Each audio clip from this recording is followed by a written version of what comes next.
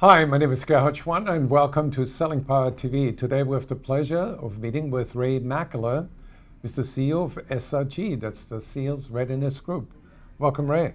Great to be here, Gerhard. Thank you. Do you like coaching?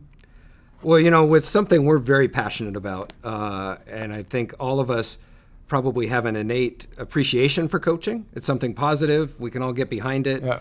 And so I have that personal connection, but I don't think it's always as successful as we might like. So describe the best coach that you've ever worked with that has impacted your thinking about coaching.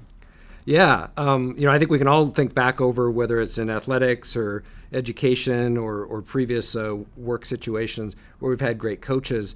I think back to my start of my career out of college as a naval officer. And I had a senior officer who was a fantastic coach, didn't even think of it as coaching at the time, but was very good at driving me to be better and to ask those questions that had me thinking, had me going home at night thinking, wow, what did he mean by that? What can I do better? And also wasn't willing to accept mediocrity, so was always pushing a little harder. And I think there's some really interesting literature and research out now about, part of the coach's job is to push you out of your comfort zone. And maybe make you squirm a little bit or make it uncomfortable, but doing it in a positive way. Right. So why is it that so many sales managers sort of shove aside the coaching role and don't want to assume that? Yeah, it's kind of a conundrum that we know that we should do it. We know there's a positive benefit, that organizations that coach are more successful. Typically, they hit a higher percentage of quota, and their salespeople are more successful. But yet we don't do it. And oftentimes what we hear in every workshop that we do on sales coaching is, well, I don't have time to coach. I wish I could do more, right. But I'm too busy doing all this other stuff. And I think, frankly, we may be focused on the urgent but not important activities as opposed to maybe the important but not urgent. So right. You don't have to coach, right. But as Stephen Covey said, if you focus on those things that you don't have to do but provide dividends in the future, you'll actually gain time. And so I think we get stuck in that daily grind of reports, of firefighting, of customer issues, and we don't make time to build and develop our team. So how would you articulate a laundry list of coaching resistance? Well, yeah, I think, and you mean from the individual being resistant or the manager? The manager. The manager, yeah.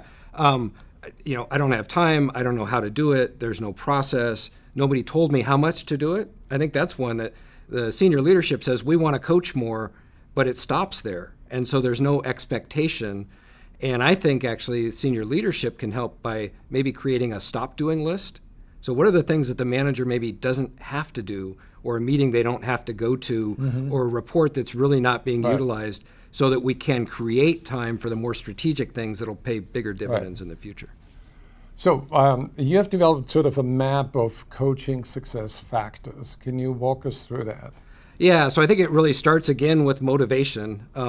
If we can get the leadership on board, communicate the success that they're looking for, communicate how important it is, and get the managers to understand why better coaching is going to equal better results on their team, I think that's half the battle. We had a client, and I refer to it often, a very large publicly traded company that we were doing sales coaching training for, and the CEO of the organization sat in on the training. He kicked it off and he said, I'm so passionate about this. I want to see your coaching plans. I want to hear about your field visits that you're going on and the coaching conversation. And he said, and I've got a coach myself that I'm using. And you think about that, the message that sent to the organization was, this is important, I'm invested, and I want you to do it. I think a lot of people actually overlook the power of two. When two brains get together, they come up with many more solutions that one brain can create. Absolutely, and I think having that conversation and coming to that conclusion does often generate better results, and certainly is going to generate more buy-in and more motivation from the individual who helped create that than if I just told you what to do and said do it this way. But another important factor is the emotional climate that the coach sets for the conversation. Like in your example, when you had a superior officer engage you in a coaching conversation, you did not feel threatened. No, I think we want to make coaching a positive. We want to, have that idea of asking questions and listening and engaging and collaborating. And we also have the concept of assuming best intentions. So let's give them the benefit of the doubt.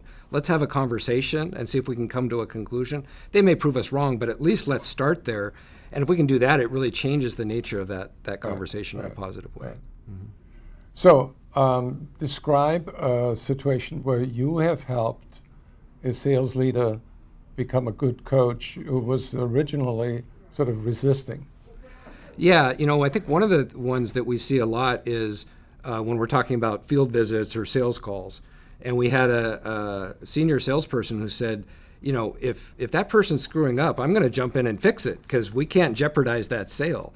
And we really had to step back and say, okay, and I always kind of joke about it, but say, if you feel like you have to jump in and rescue them every time you're with them, what are they doing the other 95% of the time when you're not there? What are they doing? They're practicing in front of the client. How expensive is that?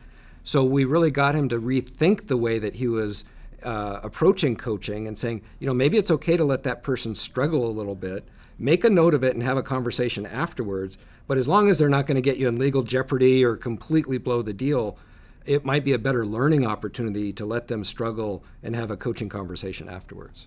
So you recently wrote a book. We did. So the High Impact Sales Manager is our compilation of our High Impact Sales Manager training program. And it really covers everything from hiring the right people through managing expectations, coaching, managing the pipeline, and ultimately leadership and motivation.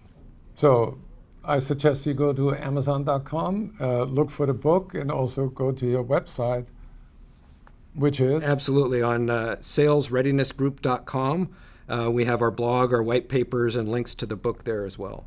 Awesome. Great. Thank you, Ryan. Gerhard.